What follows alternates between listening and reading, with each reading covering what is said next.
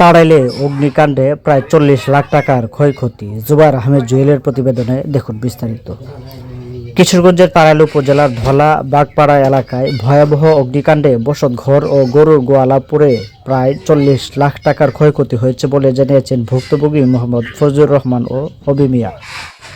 রবিবার 1 মার্চ সকাল 10টায় সরেজমিনে গিয়ে জানা যায়, হঠাৎ আগুনের সূত্রপাত হলে মুহূর্তের মধ্যেই তা বসতঘর ও গোয়াল ঘরে ছড়িয়ে পড়ে। স্থানীয়রা দ্রুত আগুন নিয়ন্ত্রণের চেষ্টা চালালেও তৎক্ষণে ঘরের আসবাবপত্র, নগদ অর্থ, স্বর্ণালংকার এবং গবাদি পশু পুড়ে যায়। এতে পরিবার দুটি নিঃস্ব হয়ে পড়েছে বলে জানা গেছে। খবর পেয়ে ঘটনাস্থল পরিদর্শন করেন বাংলাদেশ জাতীয়তাবাদী দল বিএনপি তাড়াইল উপজেলা শাখার সহসভাপতি মোহাম্মদ আব্দুল গনি ভূঁইয়া, ৩ নং ধলা ইউনিয়ন বিএনপির সভাপতি নাজমুল খান, ৩ নং ধলা ইউনিয়ন বিএনপির সাবেক সাংগঠনিক সম্পাদক ও ঢাকাস্থ তাড়াইল বিএনপি ঐক্য ফোরামের সিনিয়র সহসভাপতি মোহাম্মদ রফিকুল ইসলাম রফিক, ৩ নং ধলা ইউনিয়ন উলামা দলের সভাপতি আকরাম হোসেন এবং ৩ নং ওয়ার্ড সভাপতি আব্দুস সালাম। নেতৃবৃন্দ ক্ষতিগ্রস্ত পরিবারের প্রতি গভীর সমবেদনা প্রকাশ করেন এবং দ্রুত সরকারি ও বেসরকারি সহায়তার আহ্বান জানান। তারা বলেন, ক্ষতিগ্রস্ত পরিবারগুলোকে পুনর্বাসনের জন্য সংশ্লিষ্ট প্রশাসনের জরুরি পদক্ষেপ গ্রহণ করা প্রয়োজন। পাশাপাশি দলীয় নেতাকর্মীদের পক্ষ থেকে সম্ভাব্য সহযোগিতার আশ্বাস প্রদান করা হয়। সুপ্রিয় দর্শক মন্ডলী, আমরা আছি কিশোরগঞ্জের তাড়াইল উপজেলার ধলা বাগপাড়া এলাকায়। আপনারা দেখতে পাচ্ছেন যে এখানে আগুনে পুড়ে বসত ঘর সহ গরুর গোয়ালা একেবারে পুড়ে ছারখার হয়ে গেছে। আমাদের সাথে আছেন একজন ভিকটিম, তিনি আমাদেরকে জানাবেন যে আসলে আগুনে পুড়ে তার কি ধরনের ক্ষয়ক্ষতি হয়েছে। আমরা তার মুখ থেকে জানার চেষ্টা করবো।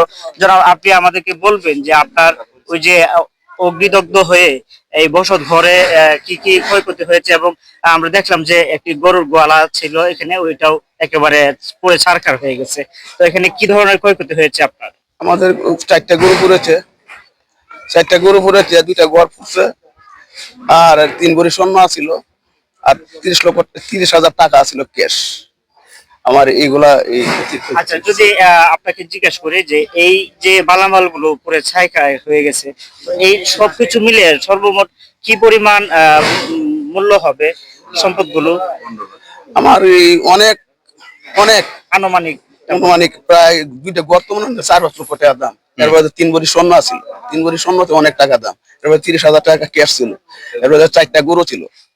এই ক্ষতিটা যারা বিত্তবান আছে বা সংশ্লিষ্ট যারা সরকারি দপ্তর আছে, তাদের কাছে আপনার কোনো সহায়তা চাওয়ার কোনো আবেদন আছে? জি জি জি, আমি যদি সহযোগিতা না করে আমি কিভাবে চলো? আমার যা ছিল সম্পূর্ণ শেষ, আমার যা ছিল সম্পত্তি আমার শেষ, গরুরই আমার সম্পদ ছিল। আর ছাত্র বাড়ির ঘর আগুন লেগে, এরপরে আমার ঘর আয়া ঢুকছে, ঢুকে একবার করে আগুন নাই কিছু, অনেকগুলো জিনিসপত্র আছে। এরপরে দিয়ে আপনার স্বর্ণ আছে 1 ভরি, এরপরে দিয়ে আপনার এখানে আমার আসবাবপত্র আছে প্রায় 3-4 লক্ষ টাকার, কাঠ পালং যাবি। এবার ঘর আছে আমার প্রায় 10-12 লক্ষ টাকার খরচ হয়েছে ঘরের তলে। এই ঘরটা আমার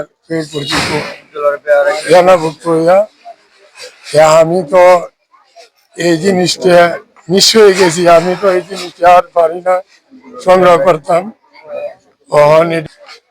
যে দুই ব্যক্তি ক্ষতিগ্রস্ত হয়েছেন তারা আমার দলীয় ভাই। তাদেরকে নিয়ে আজ 30-35 বছর ধরে আমি এই ইউনিয়নে দলীয় কার্যক্রম করি। তারা ফজলু ভাই, তাকে ডাকা, সে আমার ফোন দিয়ে কালকে রাত্রে জানাইছে আমার তো সব বন্ধ হয়ে গেছে, কি হয়েছে, আমার ঘর দর্শক পুরে সরকার হয়েছে, তুমি আইবা।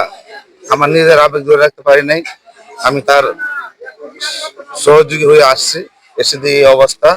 আমার অনুরোধ থাকবে আমার দেশ নায়ক প্রধানমন্ত্রী তারেক রহমানের কাছে, এই অসহায় পরিবার, 2টা পরিবারকে আপনি তাদেরকে পাশে দাঁড়ান, তারা যেন আবার তাদের স্থানে একটি ঘর তাদের মেরামত করতে পারে, সেই সহায়তা করে দেবেন। আর না হয়তো ওরা রাস্তা ছাড়া আর কোনো যাওয়ার উপায় নেই। আমি আপনার কাছে, মাননীয় প্রধানমন্ত্রী তারেক রহমানের কাছে অনুরোধ করছি যাতে ওনাকে সাহায্য করে ওনার পাশে দাঁড়ান।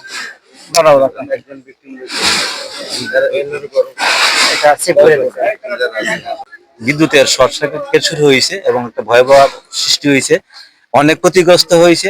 ও আবার বাড়িতে থাকে না, তার এই পেশার জন্য সে ঘর তালা বন্ধ থাকে এবং বাইরে থাকে, ঢাকা থাকে, বিভিন্ন এই রুজি রোজগার করার জন্য, পেশার বিভিন্ন জায়গায় থাকে, ওই জন্য তার ঘর শূন্য ছিল এবং তালা বন্ধ ছিল। তার পাশে ঘরে গোয়ালঘর ছিল, গোয়ালঘর থেকে আগুনের সূত্রপাত। এখানে দুইটা গরু একেবারেই পুরে ভস্মীভূত হয়ে গেছে এবং আর দুইটা গরু বাঁচে আছে, এটা বাঁচার সম্ভাবনা নাই। অনেক ক্ষতিগ্রস্ত হয়েছে। আর ফজলুর রহমান যে তার যে ঘর অনেক টাকা পয়সা খরচ করে একটা খুব শৌখিন ভাবে ঘরটা করছিল এবং তার ঘরের ভিতরে অনেক ফার্নিচার ছিল, আসবাবপত্র ছিল, যেটা অনেক বড় ক্ষতিগ্রস্ত হয়েছে। হবিবের ঘরে যে ক্ষতিগ্রস্ত হয়েছে, এগুলা 5-6টা ঘর ক্ষতিগ্রস্ত হয়েছে। এরা একেবারেই এখন খোলা আকাশে নিকে জীবনযাপন করছে। এদের একটা বাসস্থানের প্রয়োজন বা অন্তত একটা ছায়ার প্রয়োজন। আমরা আত্মীয় স্বজন সামাজিক ভাবে দলীয় ভাবে আমরা চিন্তার চেষ্টা করছি যেন তাদেরকে পাশে দাঁড়ানো, এই অসহায় অবস্থা তাদের পাশে দাঁড়ানোর জন্য আমরা চেষ্টা করছি। প্রত্যেকের জন্য আমরা মানবিক ভাবে তাদের প্রতি সহযোগিতার হাত বাড়াইয়া দিই, এটা প্রত্যেকের কাছে কামনা করি, প্রত্যাশা করি তারা যেন। আনুমানিক 7:30 এই আগুনের সূত্রপাত হয়। আমি এই মুহূর্তে আমার বাড়িতেই ছিলাম। আজকে যাদের বাড়িঘর এইভাবে আগুনে ভস্মীভূত হয়েছে, ওরা আমার আত্মীয় প্রতিবেশী। আজকে যে দুইজনের বাড়িঘর পুরানো হয়েছে, পুড়িয়ে গেছে, ওরা অত্যন্ত দরিদ্র মানুষ, এরা খেটে খাওয়া মানুষ। আজকে ফজলুর রহমান এবং হাবিব, আমি হাবিবের কথাই প্রথমে বলবো। সে একজন কৃষক মানুষ, অর্থাৎ নিম্ন ধরনের কৃষক মানুষ। তার 4টে গরু ছিল গোয়াল ঘরে। এই 4টে গরুর মধ্যে 2টা গরু তার এখানেই ভস্মীভূত হয়ে যায় এবং আরো যে 2টা গরু জীবিত আছে এগুলা যা ক্ষতিগ্রস্ত হয়েছে, আমরা আশা করবো সকলেই, উনি আমাদের বিএনপি একজন নিবেদিত প্রাণ, নিবেদিত কর্মী। উনি নরসিংদী থেকেই আমাদের এই নির্বাচনের মধ্যে প্রায় 7 তারিখ আগে এসে আমাদের সাথে কার্যক্রম করেছে। আমরা আসলে খুবই ব্যথিত। আমরা সপরিবারই আমরা বিএনপি পরিবার থেকে